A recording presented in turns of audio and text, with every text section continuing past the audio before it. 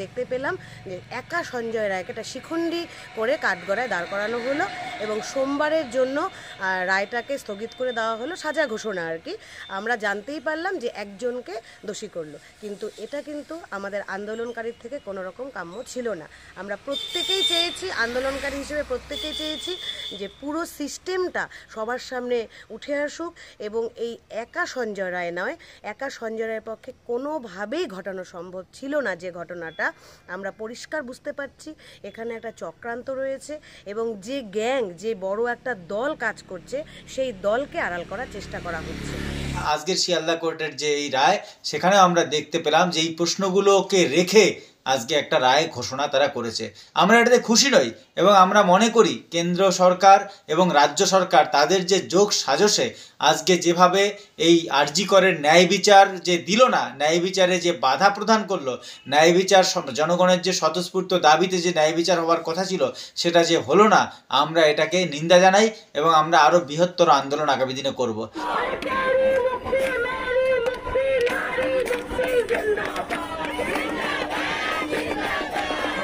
নমস্কার প্রিয় দর্শক, আমি সোমা, বেঙ্গল বিট থেকে বাংলার হৃদয় স্পন্দন। প্রিয় দর্শক, গতকাল আরজি কর ধর্ষণ ও খুন মামলার শুনানি ছিল শিয়ালদা কোর্টে। আপনারা সকলেই জেনে গেছেন বিচারক অনির্বাণ দাস সঞ্জয় রায়কে দোষী সাব্যস্ত করেছেন। তার সর্বোচ্চ সাজা কি হতে পারে, গোটা রাজ্যের মানুষ তার দিকে কিন্তু তাকিয়ে রয়েছে।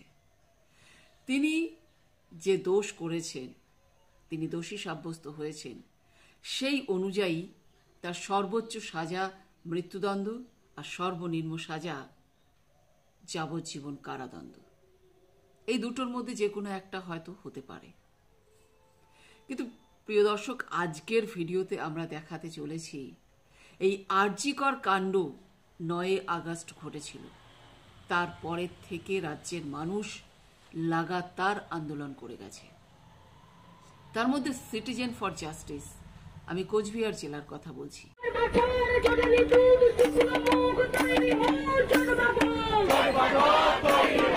কোচবিহার জেলার সিটিজেন ফর জাস্টিসের যারা সদস্য রয়েছেন তারা লাগাতার ন্যায় বিচারের দাবিতে এবং মূল দোষী যারা এই সঞ্জয় রায় ছাড়াও আরও যারা রয়েছেন তাদের মতে এই কাণ্ড কিন্তু সঞ্জয় রায়ের একার দ্বারা সম্ভব নয়। আরও যারা মাথা রয়েছেন তাদেরকেও দৃষ্টান্তমূলক শাস্তি দিতে হবে এবং এই যে গোটা রাজ্যে একটা যে সিস্টেমে রাজ্যটা চলছে, এই সিস্টেমের বিরুদ্ধে তারা লাগাতার আন্দোলন করে গেছে। আজকের ভিডিওতে আমরা দেখাবো এই যে সঞ্জয় রায়, তাকে অনির্বাণ দাস, বিচারক অনির্বাণ দাস তাকে দোষী সাব্যস্ত করলেন। আগামীকাল তার সাজা ঘোষণা হবে।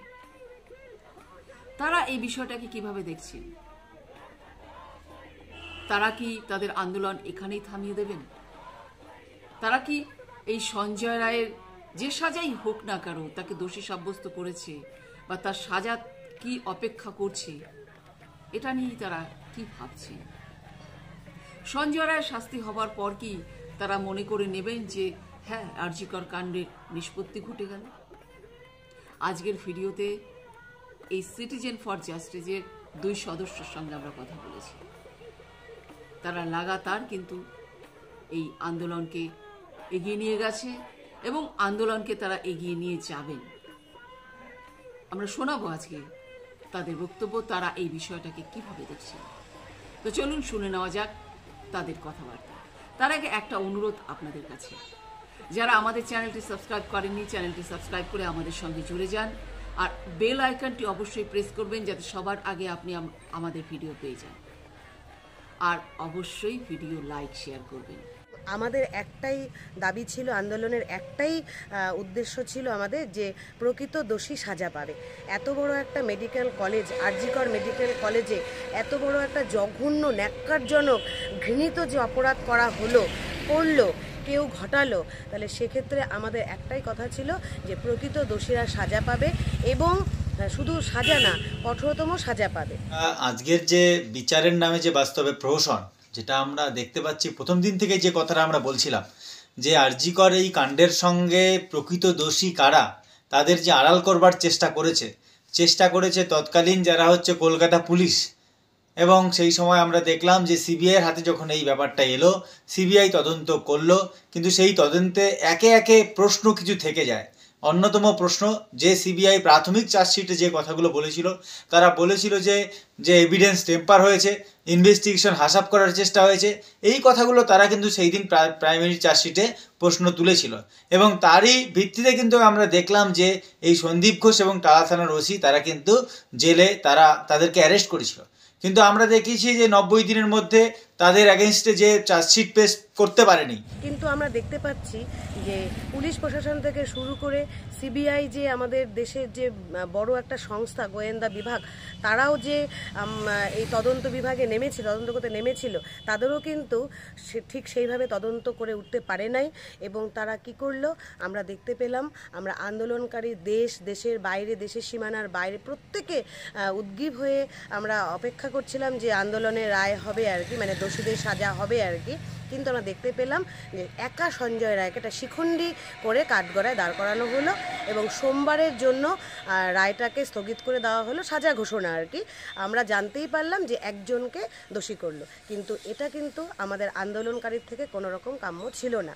আমরা প্রত্যেকেই চেয়েছি, আন্দোলনকারী হিসেবে প্রত্যেকেই চেয়েছি যে পুরো সিস্টেমটা সবার সামনে উঠে আসুক এবং এই একা সঞ্জয় রায় নয়, একা সঞ্জয় রায়ের পক্ষে কোনোভাবেই ঘটানো সম্ভব ছিল না। যে ঘটনাটা আমরা পরিষ্কার বুঝতে পারছি, এখানে একটা চক্রান্ত রয়েছে এবং যে গ্যাং, যে বড় একটা দল কাজ করছে, সেই দলকে আড়াল করার চেষ্টা করা হচ্ছে। শিয়ালদা কোর্টের যে এই রায়, সেখানেও আমরা দেখতে পেলাম যে এই প্রশ্নগুলোকে রেখে আজকে একটা রায় ঘোষণা তারা করেছে। আমরা এটাতে খুশি নই এবং আমরা মনে করি কেন্দ্র সরকার এবং রাজ্য সরকার তাদের যে যোগ সাজসে আজকে যেভাবে এই আরজি করের ন্যায় বিচার যে দিল না, ন্যায় বিচারে যে বাধা প্রদান করলো, ন্যায় বিচার জনগণের যে স্বতঃস্ফূর্ত দাবিতে যে ন্যায় বিচার হওয়ার কথা ছিল সেটা যে হলো না, আমরা এটাকে নিন্দা জানাই এবং আমরা আরও বৃহত্তর আন্দোলন আগামী দিনে করব। এবং যে প্রশ্নগুলো রয়ে গেল, তাহলে এই বিচার এগুলো আমরা তাহলে কোথায় পাবো, কোথায় আমরা চাইবো? আজকে দেশের সর্বোচ্চ কেন্দ্রীয় সংস্থা, সর্বোচ্চ ইনভেস্টিগেশন ডিপার্টমেন্ট, তারা যদি তদন্ত ঠিকভাবে করতে না পারে, তারা যদি আজকে ক্যালকাটা পুলিশের যে তদন্ত প্রক্রিয়া তাকেই মান্যতা দিল, রাজ্য সরকার ওই প্রথম কয়েকদিন যে তদন্ত করে তারা যেটা সঞ্জয় রায়কে একক তারা কালপিট হিসেবে খাড়া করেছিল, আজকে আমরা তাই দেখলাম আজকে সিবিআইয়ের যে এত বড় ইনভেস্টিগেশন, সেখানেও কিন্তু একই রূপ দেখলাম। সঞ্জয় রায়ের আমরা সাজা চেয়েছিলাম যে একটা দৃষ্টান্তমূলক শাস্তি আর কি, যে পরবর্তীতে কেউ যেন এরকম একটা কাজ করতে না পারে। এই ধর্ষণ এবং খুন, এটা যে ন্যাক্কারজনক ঘটনা, ন্যাক্কারজনক যে কাজ, এই কাজের যেন আর কেউ করতে সাহস বা দুঃসাহস কেউ না করে আর কি, এরকম একটা সাজা চেয়েছিলাম। কিন্তু সাজা যাই হোক না কেন, আমরা কিন্তু মোটেও এতে কিন্তু মানে আমাদের সন্তুষ্ট না।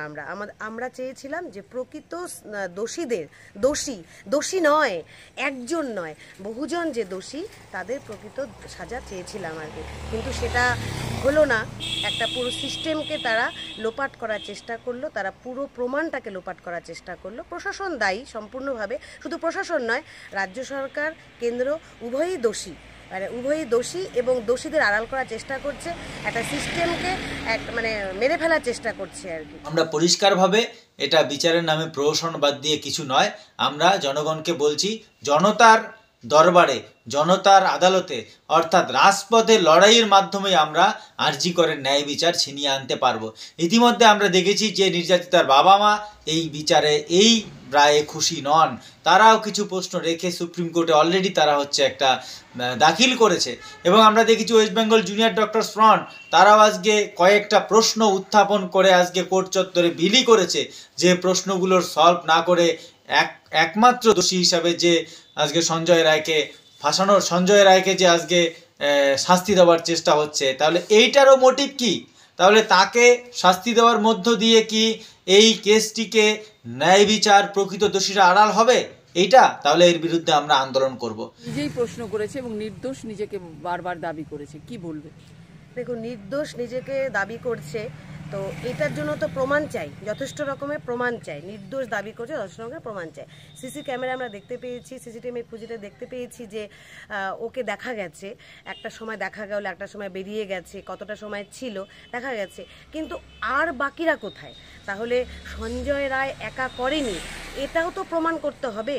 এটা প্রমাণ করতে গেলেই তো পুরো বিষয়টা উঠে আসবে, সেটাও তো প্রমাণ করতে হবে। তাহলে আমরা সাধারণ মানুষ আন্দোলন করছি, আমরা তো সেটাই চাইছি যে শুধু সঞ্জয় রায় একা তো নয়, তাহলে সঞ্জয় রায় দোষ করেনি, সঞ্জয় রায় ধর্ষণ করেনি, সঞ্জয় রায় খুন করেনি, তাহলে কারা করেছে সেটাই তো উঠে আসা দরকার। তাহলে সিবিআইয়ের তো এটা দরকার ছিল, যখন সিবিআইয়ের হাতে গেল, তদন্ত ভাটা সিবিআইয়ের হাতে গেল, তখন সিবিআইয়ের তো এটা তদন্ত করা দরকার ছিল। তাহলে সিবিআই তাহলে কি করলো? আমাদের প্রশ্ন এটাই যে কি করলো সিবিআই। তাই আমরা আবারও মনে করি যে প্রপার ওয়েতে ইনভেস্টিগেশন হোক এবং এই ইনভেস্টিগেশনের পরিণতিতে সকল অপরাধীরা, হাসপাতালে যে সিন্ডিকেট রাজ, যে দুষ্টু চক্র চলে, অভয়া যেটা জানতে পেরেছিল বলে তাকে এভাবে নৃশংসভাবে খুন হতে হয়। সম্প্রতি যেভাবে ওই কেন্দ্রীয় ফরেন্সিক ল্যাবের যে রিপোর্ট, সেখানে বলেছিল একাধিক ব্যক্তির ডিএনএ এর সঙ্গে যুক্ত আছে, যেখানে বলেছিল যে ক্রাইম সিন, সেটা তার যে মানে প্লেস অফ ক্রাইম, সেটা যে সেমিনার রুম কিনা, সেটা নিয়েও প্রশ্ন দেখা দিচ্ছে। তাহলে এই এতগুলো প্রশ্ন রেখে একটা মামলায় রায়দান হবে, একটা মামলায় একজনের শাস্তি হবে, এটাতে আমরা কি করে খুশি হতে পারি? আমরা প্রকৃত দোষীদের দৃষ্টান্তমূলক শাস্তির দাবিতে লড়াই চালিয়ে যাব। যা ও থাকবে, জেলে বন্দি থাকবে, একজন দোষী জেলে বন্দি থাকবে, এটা ঠিক আছে, কিন্তু আমরা এইভাবে সাজাটা চাইনি। আমরা চেয়েছি পুরো সিস্টেমটার সাজা চেয়েছিলাম, যারা প্রকৃত দোষী। আজকে সঞ্জয় রায়, আমরা জানি যে ধনঞ্জয় বলে একজন, তখন আমরা ছোট, ধনঞ্জয় বলে একজনের সাজা হয়েছিল, মৃত্যুদণ্ড হয়েছিল, ফাঁসি হয়েছিল। হয়তো সঞ্জয় রায়েরও হয়তো এরকম সেরকমই হবে, কিন্তু আমরা কিন্তু এতে সন্তুষ্ট নই। আমরা চেয়েছিলাম পুরো সিস্টেমটা, যারা এই কাজে দোষী তাদের প্রকৃত সাজা হোক আর কি, এটা আমরা চেয়েছিলাম। আচ্ছা, একটু পরিচয়টা দাও। আমি রাখি কাঞ্জিলাল, আমি আন্দোলনকারীদের একজন। ধন্যবাদ। তো প্রিয় দর্শক, আশা করছি আপনারা তাদের পুরো বক্তব্যই শুনেছেন এবং সঞ্জয় রায়ের যে সাজাই হোক না কেন, যাবজ্জীবন কারাদণ্ড বা মৃত্যুদণ্ড যাই হোক না কেন, আপনারা নিশ্চয়ই বুঝতে পেরেছেন তাদের বক্তব্য শুনে যে তারা কি চান। তাদের আন্দোলন কিন্তু থেমে যাবে না, তারা কিন্তু মূল যারা দোষী তাদের শাস্তি দিয়েই ছাড়বে এই আন্দোলনের মধ্য দিয়ে। সুতরাং এখানেই আরজিকর কাণ্ড থেমে গেল না। দোষীদের সাজা দেবার পর, দৃষ্টান্তমূলক সাজা দেবার পরই আন্দোলন থামবে। তাদের বক্তব্য থেকে এটাই বোঝা গেল। প্রিয় দর্শক, এবার আপনাদের মতামত জানব। আপনারা কি চাইছেন অবশ্যই কিন্তু কমেন্ট করে জানাবেন। আজকের মতো এখানে শেষ করব। আপনারা ভালো থাকবেন, সুস্থ থাকবেন।